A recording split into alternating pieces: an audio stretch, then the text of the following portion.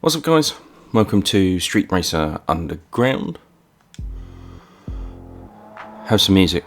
Thank you to JanduSoft for allowing me to bring you this game.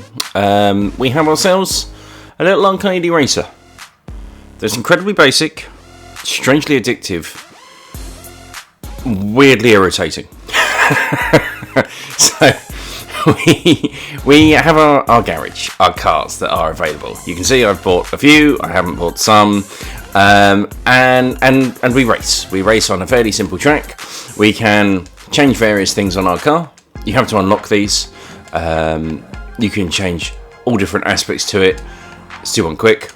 And once you're happy with your customization, you can race. You can do endless mode, you can do race mode. There are 4 races.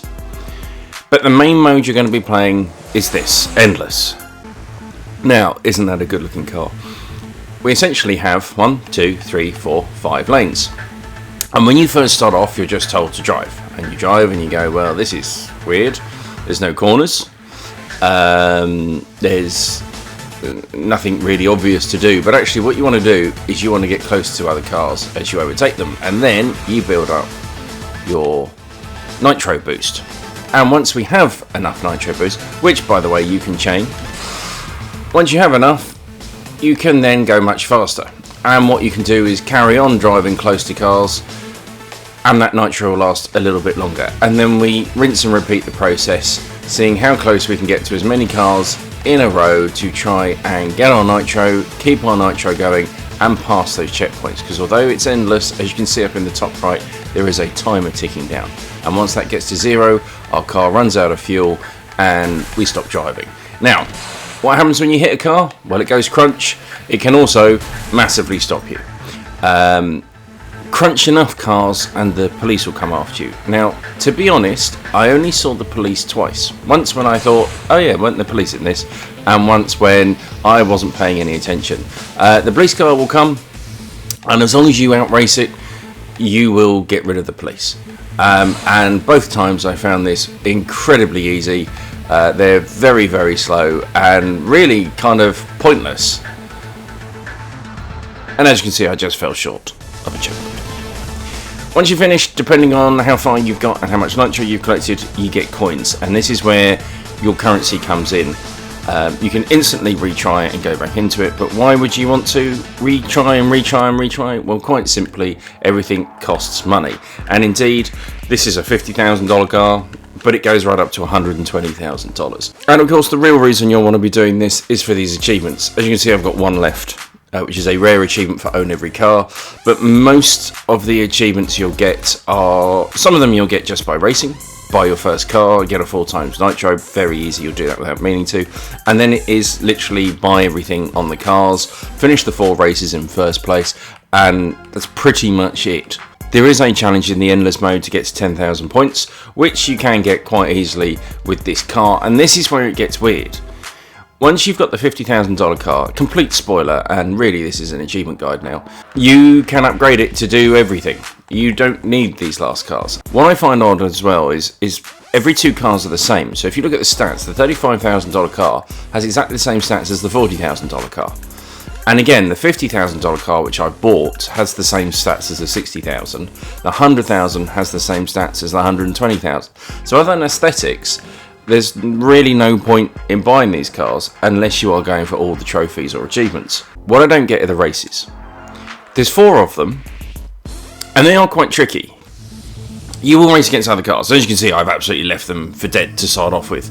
But there's no corners. The cars don't really do anything. They will get a little bit in your way when you first start off. But essentially, we're just doing the same thing as Endless, but for less time. I mean, you know, ignore that. I've got a car that, you know, will win the top race quite easily. But so I thought maybe the reason to keep doing these races is for the money, because the first time you complete them, you do get quite a nice boost of cash. I think the gold race gets you 4,000 coins, and the platinum race gets you 6,500. But once you've won them, you get massively less gold for each of them. Now, as I say, I think it was 4,000 and 6,500. Now gets you 1920 and 2400. So even if you win the platinum race over and over and over, you get 400 coins.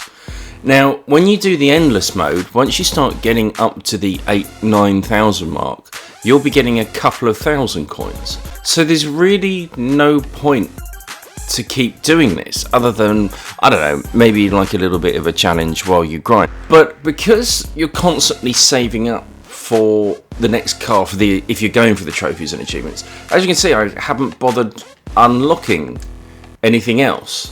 So they're all a white car. Yes, they all sound slightly different, but the only car I could do anything was the first one, because I started, experimenting, and then I thought, well, there's an achievement for this, I'll just keep buying it. But other than that, I just find this game really frustrating because there's a lot of pointless to it. Sometimes when you're driving, the camera will ever so slightly drift right or left. You can't control this, and you can't correct it. So sometimes it does a really weird angle that makes it much tougher to see certain lanes.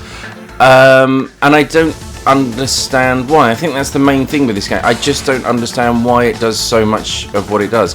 I don't understand why there aren't any corners, why there's no, lifts or drops. Sometimes the traffic later on switches lanes, but it's very rare and has only caused me a problem a handful of times. And that is something I felt could have been played with a bit more in the mechanics. Also, the range of vehicles, there could have been more vehicles on the road, more different types of vehicles, ones that cause you issues. So, say a great big articulated lorry, and as it switched lanes, it kind of blocked off a lane. Might have been an idea. There might have been, potholes or roadworks going on, or just something to be different. The only nice thing is when you've got a lower end car, it's really sluggish to do some of these turns. As you can see, I can kind of nip in and out if I was actually paying attention. I can nip in and out between cars. So again, it kind of adds to that sense of you are progressing, your cars are getting better. But like I say, I've enjoyed the kind of grind, but I got this game for free. If I'd paid for it, would I be happy? So really, you've got to ask yourself, which kind of gamer are you? If you're somebody that likes something casual like this, just to kind of grind away at achievements and trophies, then it's a perfectly pleasant experience. It'll take you 3-4 nights of grinding to get to where I am. The last trophy is going to take you a lot of time. We're talking probably 25 to 30 hours, which is a long time doing just this. If you're somebody that wants a fulfilling career mode, this game isn't for you. If you want something that's going to offer you, something different every time, this game isn't for you. Like I say, it's perfectly enjoyable. There's nothing fundamentally too broken with it. The game works. It does what it says on the tin. I mean, there's some very creative artwork, I think we can all agree, on this game that makes it look like a certain Need for Speed title. Go on, hey! But I'll take that as an homage rather than a rip-off. We're never going to make that gap. So yeah, bit of a funny one. If you like your grindy achievement trophy games, absolutely perfectly pleasant. If you want something deep and meaningful, this isn't for you.